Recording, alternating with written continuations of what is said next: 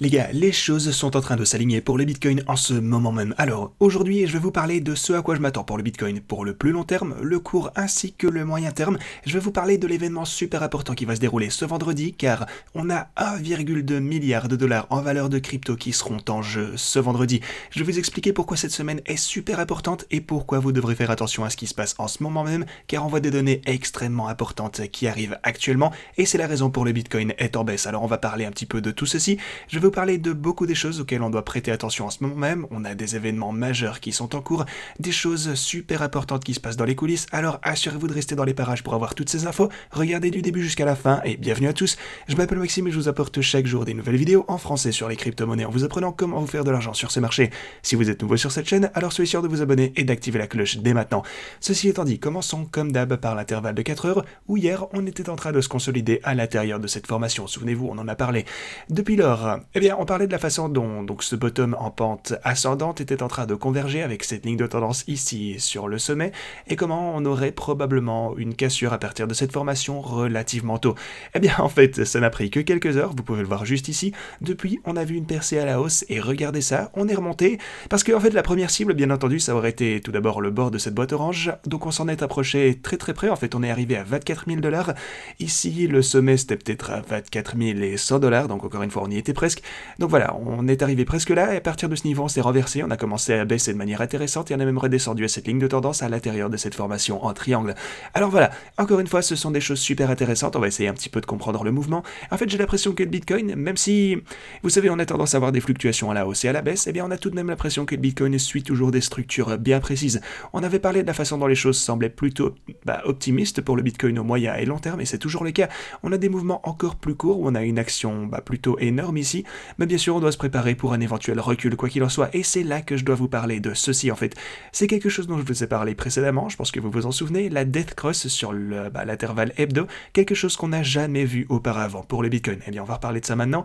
Donc, la Death Cross, bien sûr, ce sont des indicateurs qui sont un petit peu en retard, mais une chose qui m'inquiète tout de même un peu plus en ce moment, car, écoutez, voilà le problème. Je pense pas qu'on devrait trop prêter attention à ceci tel quel, mais il se passe tout de même quelque chose de super intéressant. Donc, quand je vois le prix qui se déplace vers cette Death Cross, et en fait, qu'est-ce qu'une croix de la mort donc? C'est quand cette ligne rouge traverse la jaune de la baisse à la hausse. Donc, en fait, c'est quand la moyenne mobile de 200 que vous avez ici, et puis la moyenne mobile de 20 semaines, et là, on a la moyenne mobile de 50 semaines.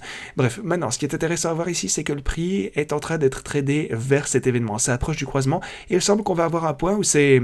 en fait, toutes ces lignes vont se rencontrer, tout va converger vers ce point particulier, cette ligne et potentiellement le prix également.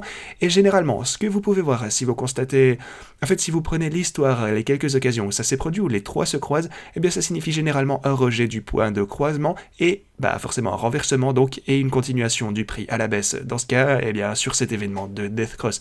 Maintenant, comme je vous disais, je pense toujours que dans l'ensemble, on est dans une phase haussière au moyen terme, on est forcément aussi au long terme, mais on doit tout de même faire attention à ça car ça va arriver dans quelques semaines, disons peut-être 2 ou 3, donc on va voir cette croix de la mort. Alors quoi qu'il en soit, ce sera un événement super intéressant. Si le prix s'approche toujours de ce point de croisement, alors on devra absolument se montrer super prudent.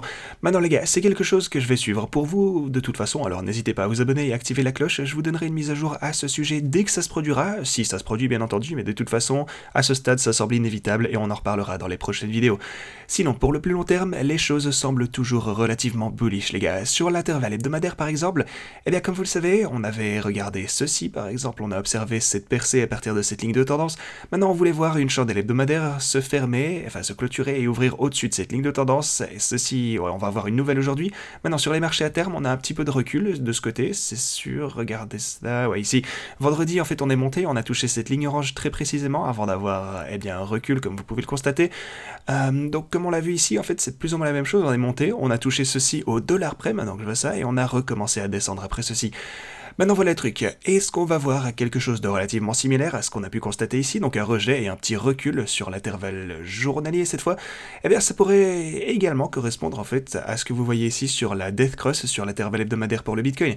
On pourrait donc avoir un petit peu de, potentiellement une ouverture et une clôture ici, on pourrait ouvrir et fermer ceci au-dessus, peut-être rebondir hors de ce niveau, quelque chose comme ceci, et puis avoir donc cette Death Cross, peut-être donc à ce point que le Bitcoin va avoir un petit peu de recul, et on pourra reprendre notre phase haussière pour le Bitcoin par après. Alors attention, encore une fois, c'est qu'une spéculation, là ça n'engage que mon avis, mais voilà, je vous parle simplement des différents scénarios qui, selon moi, pourraient se produire, mais de toute façon, on doit faire attention à tout ceci. On a beaucoup d'événements économiques qui se produisent aujourd'hui et qui vont de toute façon changer le cours du marché. La première chose, c'est qu'on a l'Allemagne, qui est la plus grande économie d'Europe. Vous voyez que la prévision était une croissance de son PIB de 1,2 à 1,3%. Vous avez même 1,4% auparavant, et là, vous n'avez en fait que 1,1. Alors, que dire? Eh bien, peut-être que... Donc, ok, l'économie commence à ralentir, ça c'est un fait. Alors, ok, le prix est en baisse actuellement. Potentiellement, l'économie va de moins en moins bien, c'est pas top. On a... Bah ouais, déjà, c'est en raison du fait qu'on se dirige peut-être vers une récession ici. Ça n'aide pas les marchés sur la base de ces chiffres de croissance. On voit que, ouais, on a plus de données qui sont à venir aujourd'hui, demain et tout au long de cette semaine, donc on verra bien. Mais ironiquement, quand vous voyez que l'économie ne se porte pas super bien, eh bien c'est ce que la Fed veut voir en fait. La Fed souhaite que l'économie commence à ralentir pour qu'elle puisse arrêter d'augmenter les taux d'intérêt et qu'elle commence éventuellement à réduire les taux une fois encore, ce qui est bien sûr ce qu'on veut voir à terme pour les marchés. Mais pour le moment, il semble que le marché n'ait pas trop bien réagi à cela dans un premier temps évidemment. On verra donc, on va voir ce qui arrive aujourd'hui, on verra ce qui arrivera plus tard. Vous avez le taux de croissance du PIB dans l'Union Européenne, vous avez la France, vous avez l'Italie, on a l'inflation pour l'Allemagne ensuite, ça va être super important comme je disais. Et puis demain, vous avez plus ou moins la même chose avec les États-Unis, vous avez la décision du taux d'intérêt de la Fed sur le taux de chômage dans l'Union Européenne également. Vous avez beaucoup de choses différentes qui se passent au cours de cette semaine entière, il faudra rester attentif. Ça va avoir un effet massif sur les marchés traditionnels et de la crypto en entrant dans cette semaine. Par conséquent, alors, qu'est-ce qu'on a d'autre d'important dont on peut parler? Eh bien, on a aussi une chose super étrange qui vient de se produire. Mais en fait, que j'y pense avant de parler de ça, on va parler un petit peu de ce vendredi, car à la fin de cette semaine, vous avez également environ 1,3 milliard de dollars, disons une valeur de 1,3 milliard de dollars en options crypto qui vont expirer. Et ça, c'est bien sûr également quelque chose auquel faire attention, ça pourrait avoir un effet et provoquer de la volatilité. Donc voilà, ça pourrait arriver ce vendredi ou même à l'approche de ce vendredi, alors que les gens vont tenter d'aligner le prix du Bitcoin. En dehors de ça, on dispose d'actions énormes qui expirent le 31 mars, alors gardez un œil sur ce vendredi. Premièrement, gardez un œil sur le 31, bien entendu, par la suite. En fait, tous les derniers jours de mars, bien entendu, on aura énormément d'expirations. Et en plus de ça, comme on s'en doute, les whales vont tenter d'influencer le prix à cette date particulière, ce vendredi, alors faites bien attention à tout ceci. Aussi, vous avez les rapports de bénéfices à venir cette semaine, lundi, mardi, mercredi, jeudi et vendredi, vous avez des énormes entreprises, les plus grosses du monde. On a Alphabet, Amazon, bien sûr, ça va également influencer le marché boursier. On gardera un œil sur les bénéfices à venir pour vous, de toute façon, cette semaine risque d'être plus que volatile. Et non seulement ça, mais on a aussi quelque chose de super intéressant qui se trame ici, laissez-moi un petit peu tout vous expliquer.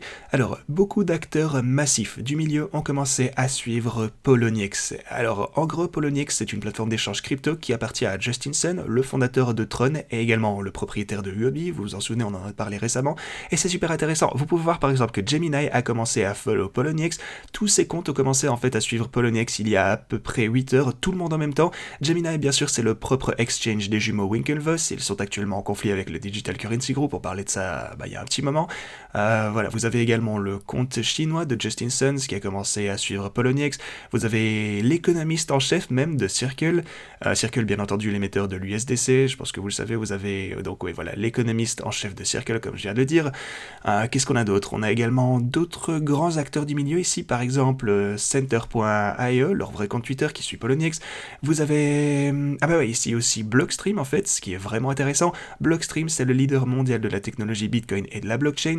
Donc voilà, non seulement vous avez ça, vous avez Jeremy Haller, PDG de Circle, vous avez en fait SBF, même SBF qui a commencé à suivre non seulement Poloniex, mais aussi Milkman, voilà, intéressant, je sais pas trop. Mais voilà, quoi qu'il en soit, on a Poloniex ici. On a même le Digital Currency Group, maintenant que j'y pense, on sait tous bien entendu qu'ils sont en conflit avec Gemini, ils doivent beaucoup d'argent à la plateforme. En plus de ça, ici, on a Tether même qui a commencé à suivre Poloniex, on a aussi Paolo Ardoino, désolé si j'ai écorché le nom, qui est donc le fondateur et CTO de Tether, qui a commencé à suivre Poloniex. On a d'énormes comptes Twitter qui commencent à suivre cette plateforme, et ça fait à peine quelques heures. Vous pouvez les voir tous ici, on a même Grayscale d'ailleurs qui a commencé à suivre Poloniex, on a des hauts placés de FTX, CoinMarketCap, Sandeep, le fondateur de Polygon. Alors qu'est-ce que ça veut dire tout ça les gars? Est-ce que quelque chose se prépare avec Poloniex? Dites-moi ce que vous en pensez dans la section commentaires. Et regardez, même ici, Solana qui a commencé, comme on le voit ici, BitTorrent, très intéressant. Vous pouvez voir que que ça vient d'arriver même pendant que j'enregistrais cette vidéo, donc voilà, tous les plus gros comptes des cryptos qui commencent à suivre Poloniex, alors peut-être que vous pourriez faire la même chose et voir s'il y a une grosse annonce qui va arriver aujourd'hui, peut-être liée à Grayscale, Digital Currency Group, Gemini, FTX, enfin bref, on en saura certainement plus très bientôt. Quoi qu'il en soit, en ce qui concerne la compétition trading, demain c'est le dernier jour pour participer, donc aujourd'hui et demain il vous reste ceci si vous souhaitez y participer. On a Mauritanian BTC Trader qui est toujours en tête avec 165% de profit, vous avez le numéro 2, ce gars avec de beaux profits, ouais, en fait on a ça de tous les niveaux, bien joué à tout le monde, donc si vous souhaitez participer à la fin de cette compétition, il vous reste une dernière chance de le faire et de réclamer jusque 30 000 $ en bonus de dépôt, utilisez ce lien juste ici. Ok, ceci étant dit, c'est tout ce que j'avais pour vous, merci beaucoup d'avoir regardé cette vidéo et moi je vous dis à la prochaine.